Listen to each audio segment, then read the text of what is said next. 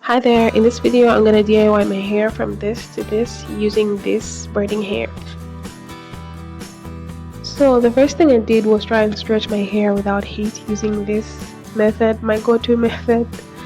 But because I knew that my hair would definitely take me more than a day to finish, I parted my hair in such a way that I'd braid around my head. In the morning I'll just tie it up in a bun and nobody's gonna know. This was my hair in the morning, me getting ready right now to go to work with halfway done hair, and trust me, the whole day nobody had the slightest inkling what was going on in the center of my head. Because I had braided around my hair and did these cornrows in the center of my head, I just tied everything back and rolled it up in a bun and nobody knew. So the cornrows I did in the center of my head are the actual lines that I followed as I braided my hair. So this is what I would do. I would take up one cornrow and unbraid it like so.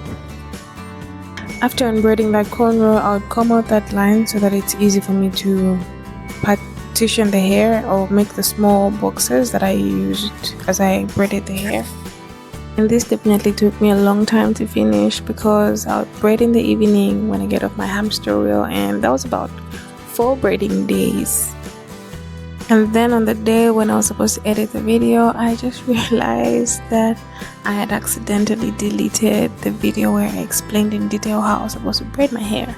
So this is me actually unbraiding 2 strands of my hair so that I can redo that.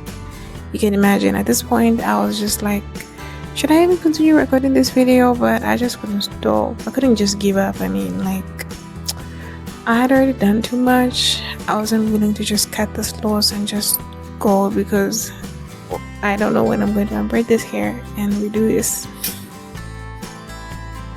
Now this is the part where I'm going to show you how exactly I achieved this look and how you can do this too if you follow closely. So along the line where I unbraid the cornrow, I'm going to make small boxes that I'm going to use for braiding. The sizes, you can go for whatever size fits you that you want to work with. Obviously the smaller ones take longer for you to finish, but they also last longer if you do them well. So this is what I'm doing here, just separating the hair like that because I'm working with 2, and try by all means to make the sizes not so different from each other. If you are doing it for yourself, trust me, it may not come out exactly the same size, but do your best to not make them too different. This is the size of the hair extension that I would use, and I would separate that in 2 before starting to braid, but I'll put them back together. I did this because this hair is very slippery, so if you divide it before braiding, you're still going to have those divisions throughout the braid. And so I'm going to show you why this was important for me to do. I use my actual hair as the 3rd strand of the extension. As you can see, I'm putting it right through the center of the extension.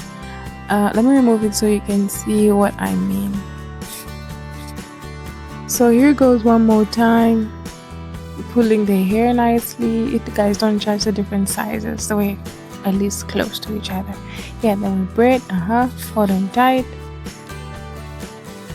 I don't know how best I can explain this, but I hope you can see exactly what I'm doing. I'm really pulling tight and pressing the hair with my finger like so that it doesn't slip out because this hair is very slippery.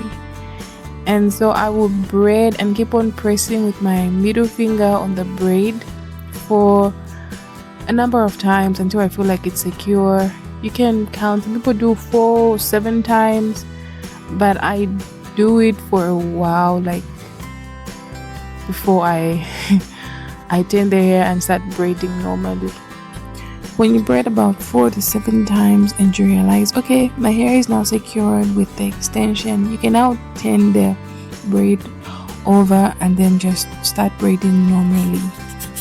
Until I'm going to show you what I'm going to do to finish up the braid, because as you can see that my hair is not as long as the braid is.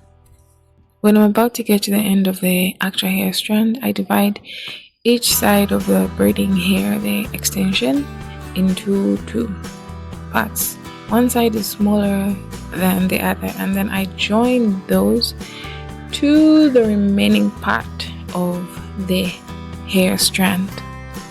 And I don't even have to deal with the tangle for this. It doesn't tangle because I pre-parted this. I don't have the exact metrics to tell you on the measurements that I use. I just do it like putting salt. Whenever the ancestors say it's enough, I stop.